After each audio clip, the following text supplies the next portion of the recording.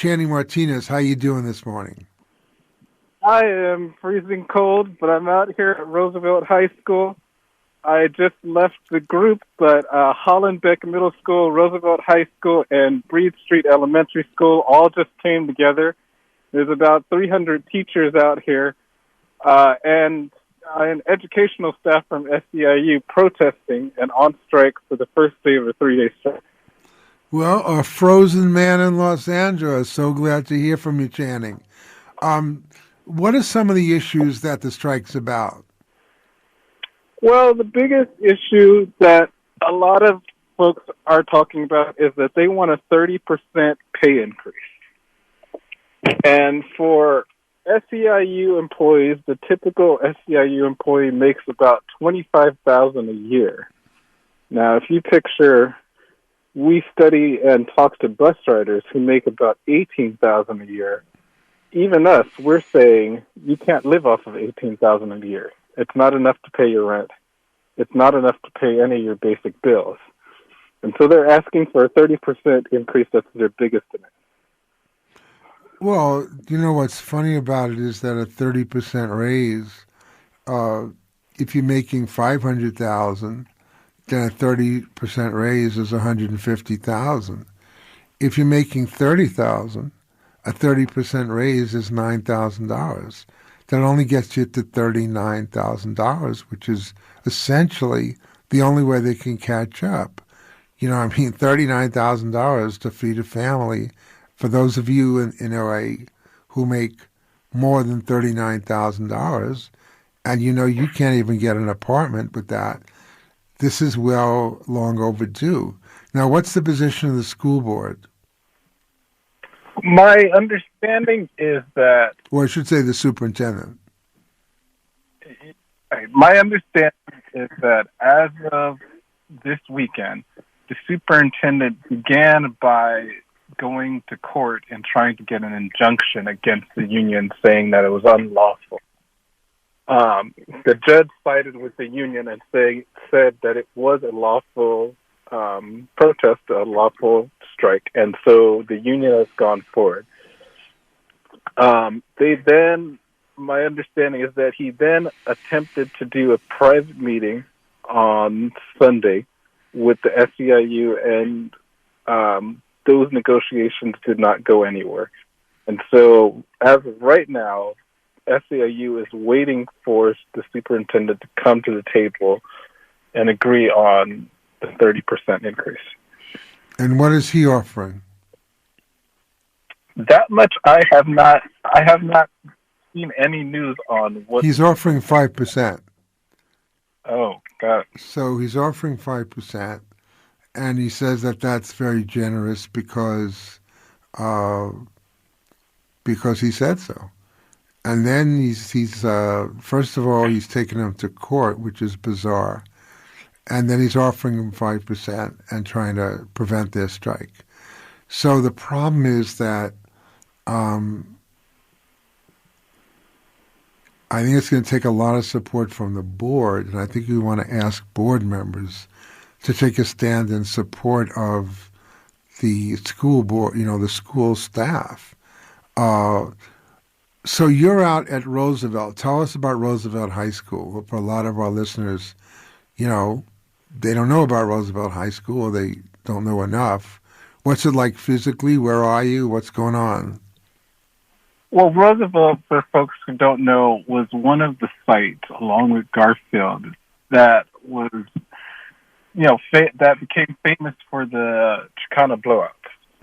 And a lot today, they still carry on a lot of that legacy. And so every year they teach about the Chicano blowouts. They teach about the Japanese community that used to be here.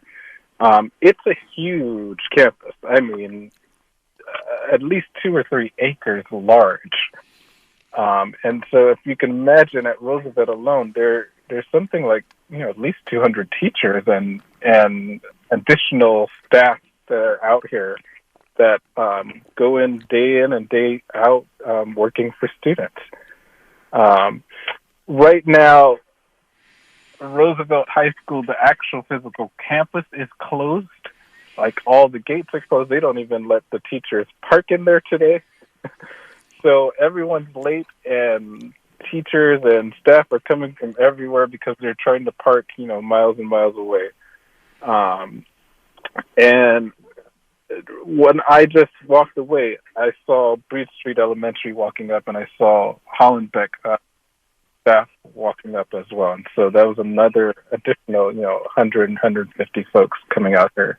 Right now, folks are out on 4th Street, on the main street in front of Roosevelt, and there's almost enough people to block off the street. They're not doing that, obviously. Until you organize them, right?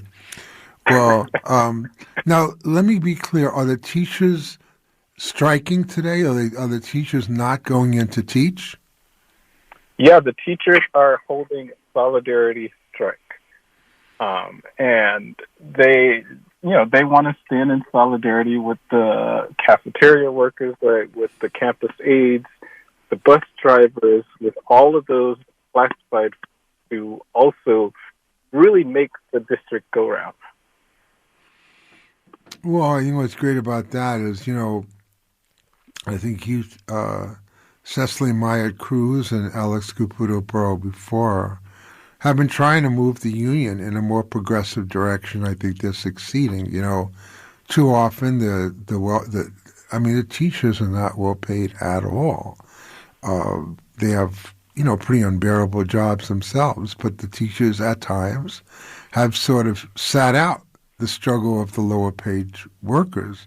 I'm very interested that the courts are allowing the UTLA to have a so-called solidarity strike. But what's great about it is you have all the people who run the schools, right? The janitors, the bus drivers who run the school buses, the cafeteria workers, along with the teachers, are on strike.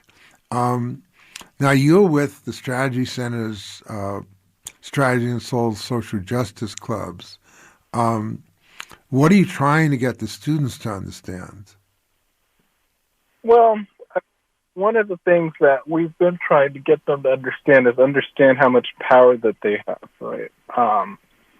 And they're beginning to understand it, but I don't think I still need to read more to be able to pass along more to them. But I'm trying to get them to understand the whole structure of the school and how it is so important for students to support the folks that are literally working and putting their lives on the line for them, right? I mean, when you think about SEIU workers, my mom worked in the Children's Center for at least 15 years, and she barely made $18,000 a year, right? How much? Barely made $18,000. Right. And so when you talk about someone that's still coming to work every day, making basically slave labor, and they come and sometimes the students aren't that filled with gratitude, right?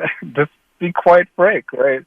Sometimes they're not just serving lunch, they're not just picking up trash, they're also being an adult on campus, helping to supervise students, both not just as a disciplinarian, but also as someone that students come talk to on the emotional level, on the social level, et cetera, right?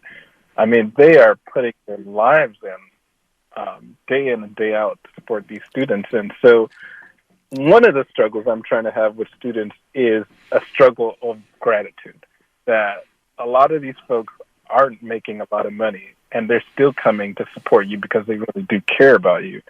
And I think you should get off your butt and care about them back and be out on these strike lines. Well, you're involved, that you should tell them that, in the Queen's Gambit, the young woman learned chess from the janitor, and that, that the working class staff, as you pointed out, have more empathy, do more than their job, because the schools are militarized, and often they're a face of humanity, as he said, that go beyond their job. And then the other thing you're involved in is a struggle for gratitude, which we all know is in short supply in this country. So I like the fact that you're challenged, at the Strategy Center. We're trying. Look, we're just trying, folks, but we're trying to both have gratitude and have moral struggle with people. You know what I mean? That we're trying to not just tell people what they want to hear, but what we think they need to hear.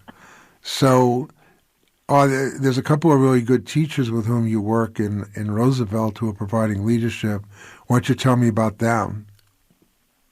Yeah, I don't know if I should give their names. You're allowed to. They're just teachers doing a good thing. Yeah, I think we know definitely the RJ teacher here, and then we have our own teacher sponsor. And I think we know about 7 teachers here that are providing leadership. Some folks have brought donuts and food and breakfast. Other folks have volunteered and brought their own candies from home. There's a lot of umbrellas out here, obviously.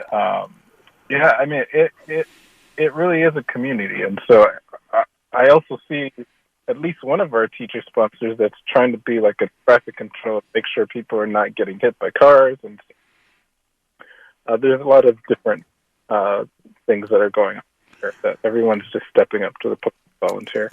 Well, Channing, thanks for being our voice from the front lines. Seriously, thanks for being up at 6:30 and being in front of Roosevelt High School. I urge people to get in touch with SEIU. Is it $3.99? Is that right? Local 99. I'm sorry, SEIU Local 99, and get in touch with the UTLA, but mainly call SEIU Local 99. Sorry, and ask them how you can get in help. Find out where the demonstrations are. Small amounts of solidarity showing up on the picket line. You know, Voices, we say, this is your national movement building show. Wake up and smell the revolution and get involved. So this is another example where the Strategy Center says, look, you can come. Oh, yeah, tell us about the film Thursday night just for a minute, because, again, listeners, it would be great if you could meet Channing on the picket line at Roosevelt. It would be great if you could come see the film. You know, every week we try to offer you something to do. So briefly, Channing, tell them about the film, and then I'm going to get back to China. Absolutely. It's going to be the screening of Bus Riders Union, which is a really good documentary that chronicles tactics and strategies and theory of transformative organizing. And it follows the struggle around buses, right? Around what we were calling trans racism and Metro's carry out of trans racism. It follows Eric, obviously, right? Kikan's Ramsey, and so many others.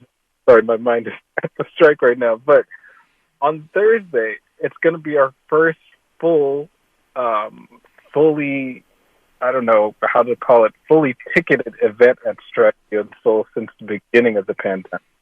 We have only 100 seats available, and we hope to sell 100 tickets, if not 120. And the most important thing is we're urging groups to come as well, right? We're urging folks to call the Strategy Center, get in touch with me, get in touch with Eric, get in touch with Barbara, to get actual ticket sales for your groups. And go on. They can go on strategycenter.org, right? They can go on strategycenter.org, or you can go on Eventbrite and look up the Strategy Center, and our event will pop up. Eventbrite, that's a cool thing. We made it to Eventbrite, and look up the Strategy Center.